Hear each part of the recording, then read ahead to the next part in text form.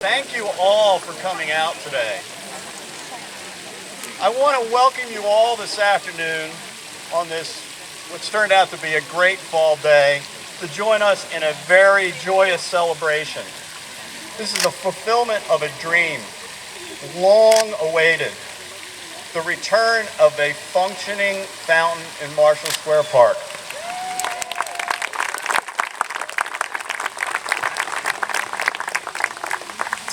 Welcome to all the friends of Marshall Square Park, members of the immediate neighborhood, the surrounding Westchester community. Also would like to welcome all the members of Borough Council. I know there's several of you here. Our mayor, borough officials, and a few of our local and state officials are here as well today. A very special welcome to all the generous donors and in the crowd, many of the contractors who worked on this project to make it a reality.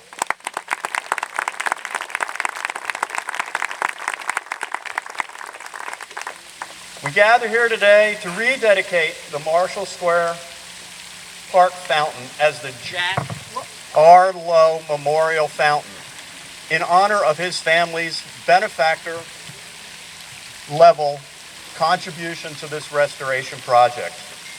The generous donations of the Lowe family, their friends, they provided the financial support that was required to really get this restoration underway.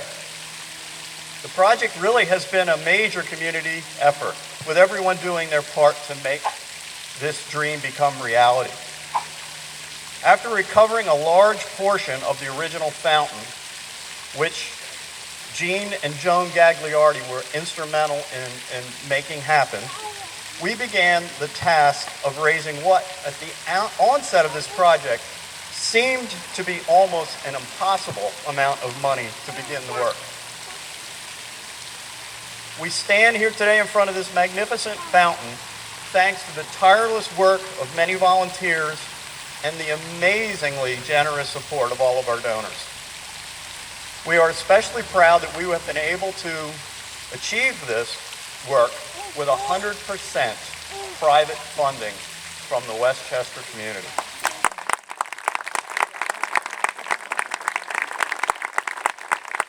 Finally, I would like to thank Borough Council, Borough of Westchester, for their support of the Friends of Marshall Square Park's efforts to restore this historic fountain to its rightful place in our park. The fountain's dancing waters will now welcome everyone entering Westchester on Marshall Street for many years to come. I now would like to introduce Jim Salvis, the Vice President of Friends of Marshall Square Park, who will speak about the history of the fountain. Jim? Thank you, Jeff. Hello, everybody. It's been my pleasure to be involved in this. Our time has been long, but not as long as this fountain. I really wanted to start my remarks with 67 years ago, because it was 127 years ago that the burghers of Westchester went to Philadelphia to buy this fountain. The history of Westchester, like the history of this fountain, is a series of stories about the community, its members, and their work. It's expressed around us now in our streets, our parks, our structures. And the fountain is a story about this community, this neighborhood, this park. We stand in Marshall Square Park, next to Marshall Street, both of which named after the pioneering 18th century botanist Humphrey Marshall. That name itself was chosen by the park's founders, Dr. William Darlington, Joshua Hoops, and David Townsend. You probably remember some of those names from Marshall Street. Themselves botanists. Those three established this park originally as an arboretum in 1848. Some of the trees around you are specimen trees that date to that period, years before the founding of New York Central Park. By 1878, the property was deeded to the borough by those three and became a full-fledged public park, with pathways, structures, a reservoir, a rudimentary water feature at this very spot called the Rockery. We even had a full-time custodian for the park. This little rockery was a small iron fountain that was inside a little rock feature that went on this very spot here. But by 1889, Borough Council described it as old and dingy. To replace this small fountain, Borough Council sent 3 members of the council, W.T. Shepard, W.S. Bishop, and Westchester's first fire marshal, Theodore P. Apple, to Philadelphia with instructions to buy what they called a fine ornamental fountain. On May 22nd, 1889, that delegation of 3 visited Wood and Perot's Ornamental Ironworks on Ridge Avenue in Philadelphia, where they purchased the fountain you see here before you today. They paid the great sum of $170 for the cast iron fountain. Well, in today's money, that would be about $4,500, but Jeff, I think, could guarantee you that it took way more than that to do what we did here. The daily local news followed the progress of the new fountain in almost every edition. They had a lot of paper back then. The reporters noted when the fountain sections arrived by rail at the Market Street station. They spoke of a group of people greeting the train and accompanying the fountain to the park.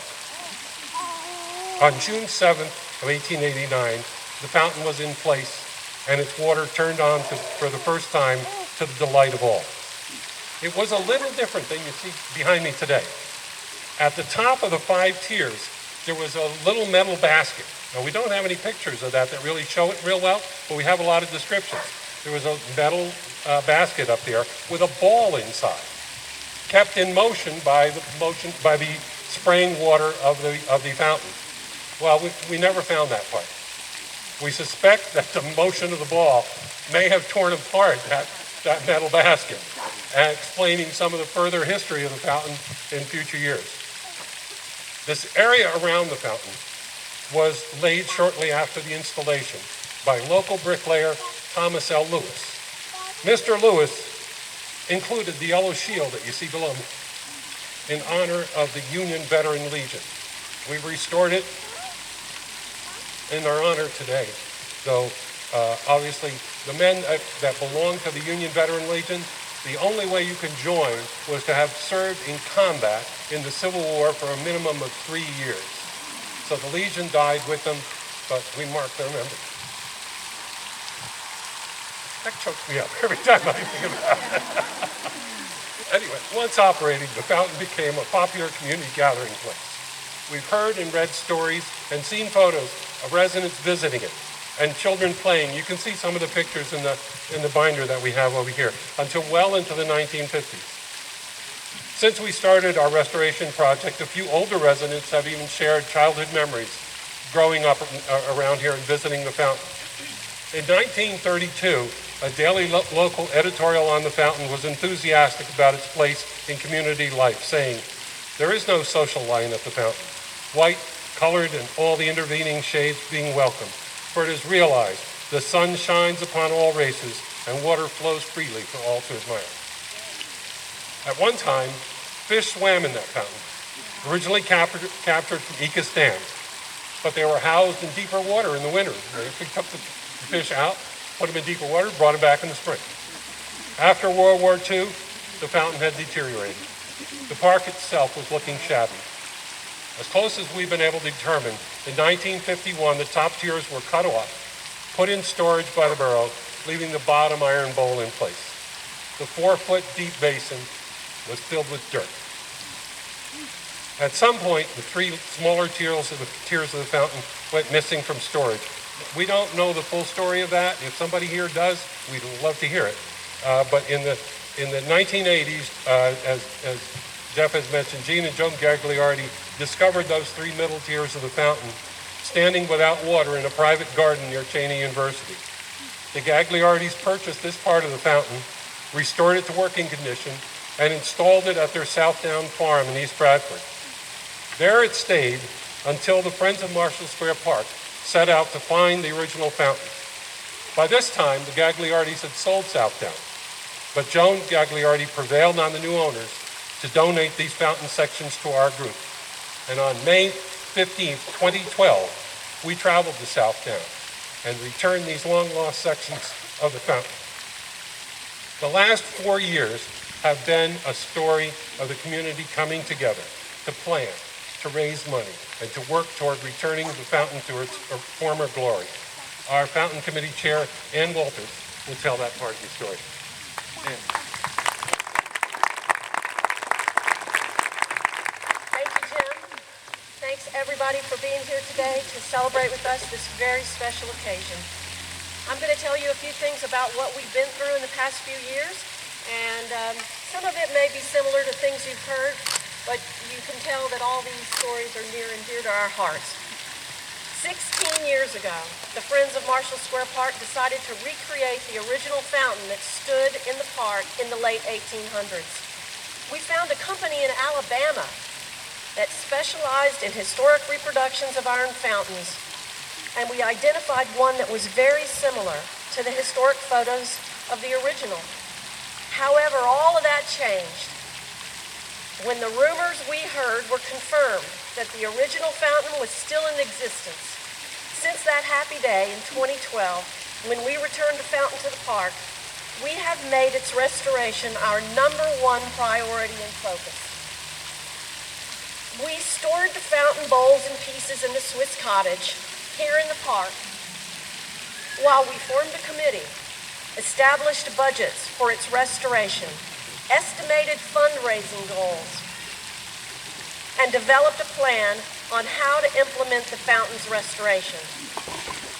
After being removed from the park in the 50s, the fountain survived multiple owners and locations in Chester County. A few years back, a storm caused major damage to a nearby 100-year-old tree that caused a major branch to fall on the Swiss cottage. Fortunately, only a corner of the roof was damaged, and the fountain that was stored inside remained safe, surviving once again. At this time, I'd like to introduce you to our dedicated Fountain Committee members. It's been a privilege to work with these people. I'd like you all to make your way up here if you can. And I'd like to thank each one of them for their tireless dedication and their commitment to this special project. First, Jeff Vitale, my co-chair and invaluable collaborator. Holly Brown, who could not be here today. Sorry she's not with us. She's traveling. Thank you. Jim Salvis. Anthony Santana. Jerry Wisniewski. And Gordon Woodrow. Thank you guys, all of you. Thank you so much for being here.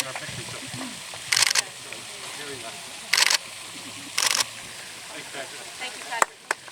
Thank you, Patrick. It was a pleasure. In addition, we had invaluable support from our Friends of Marshall Square Park treasurer, Linda Scott, and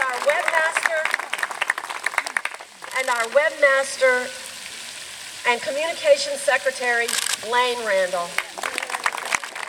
Thank you, guys. Now, I'd like to give you my story, my brief summary of the work that brings us to this day. So bear with me. Let's see.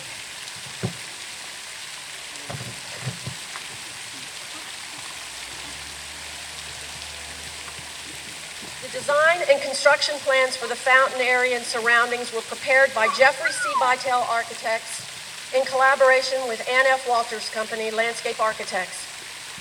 John Milner and Associates contributed archaeological work. Howell Klein contributed the surveying work. As part of the design process, we researched details, materials, and construction options. Contractors were interviewed, bids were reviewed and evaluated, and a construction budget took shape. Since not all pieces of the fountain were recovered, we were fortunate that Matt White and the guys from Heritage Metalworks in Downingtown joined the team and were able to replace one new bowl and fabricate several smaller pieces. Bob Service, Tony Garofolo, Tom Kurt of Pebble Pools coordinated the complete reconstruction process of the fountain, basin, and the mechanical installation, and were our go-to guys for the installation process. Roman Fountains of Atlanta, Georgia assisted us with plans and specifications for the waterworks, new nozzles, and lighting. You got to see it at night. It's awesome. Although the fence you see today is a reproduction that matches the original, Peter Way of Angelo's Ironworks was able to save the original acorn finials and attach them to the fence. So those are the original acorns that were here. He brushed up each one of them, painted them, and reattached them. So we do have a piece of that original fence right here. Victor Linhard of Linhard Landscape Construction lifted all of the original brick paving that you see around the fountain, regraded the surrounding area, and restored the original brick patterns, brick by brick, and the swales as closely as possible to what was originally here. Ron Rosenberry built the pump shed and installed the commemorative benches that you see around the fountain and in the park. They were from Keystone Ridge, and they did a terrific job, all of them. Our goal was to return this piece of history to its original condition as closely as possible and to present it to the borough of Westchester and its citizens, you, as it was in its glory days. The fundraisers on our committee contacted neighbors and friends and spread the word about the project. Our webmaster kept the website and the Facebook page up to date with progress reports, fundraising appeals, and photos and videos of the entire construction process. The Friends of Marshall Square Park fundraising events supported the fountain project at every opportunity. In addition to the return of this restored fountain, the Friends of Marshall Square Park have agreed to set up an endowment fund to support the regular maintenance and care of the fountain in the future. We are very proud of the fact that this has been an all-volunteer effort. All funds raised were from private citizens, and 100% of the donations have gone directly to support the project. Pretty awesome, right? Thank you. We are very grateful to all of our donors for making this day possible. The rededication of this beautiful fountain returned to the borough and the citizens of Westchester 60 years later. At this time, I'd like to introduce the people who were responsible for the design and construction of this amazing project. Each one of these people have taken a personal interest in bringing this fountain back to life. They put forth their talents, their time, and their energy, making personal donations to the project, and without them, none of this would have been possible. So, please stand as I read your name. Of course, you're all standing, almost all of you, but those who are not, please stand. And just hold the applause, please, until after I read everyone's name. Thank you. Jeffrey C. Vitale, Architects, with a special thank you to Brian Thomas, who could not be here today. Ann Walters, that's me. Howell Klein, Site Survey. Roman Fountains, Mechanical Design. Heritage Metalworks, Historic Cast Iron Fountain Restoration. Pebble Pools, Masonry Basin Reconstruction, Mechanical Installation. Vickery Stone Company, Granite Coping Stones. Angelo and Sons Iron Fencing. Batavio Plumbing, Water Service Connections. Electrical Plus, Electrical Service Connections. Ron Rosenberry, Carpentry. William Zubaili, Painting. Victor Linhard, Landscape Construction, Restoration of the Brick Paving. Alberici's Brandywine Memorials, Granite Engraving. Franklin Bronze Plaques, Bronze Fence Plaques. Keystone Ridge Designs, Commemorative Benches. Eastern Horticultural Services, Landscaping.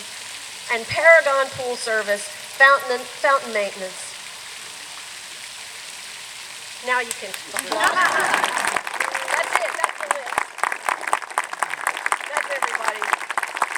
Thank you so much for listening to the story. We're all obviously very proud of the accomplishments of all of these amazing people. And at this point, we would very much like to recognize our major donors and present each of you with a gift of our appreciation. So please join us up here, Pat, Ronnie, Kirby. Unfortunately, one of our major donors could not be with us today, Mr. Eli Kahn.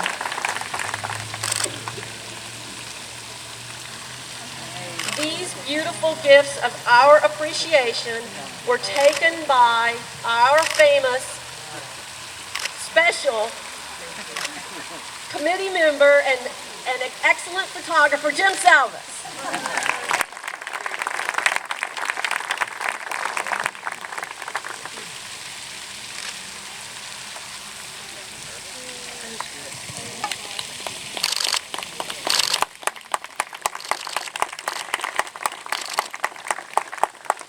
At this time, Ronnie Balasoni and her husband Kirby Turk would like to say a few words.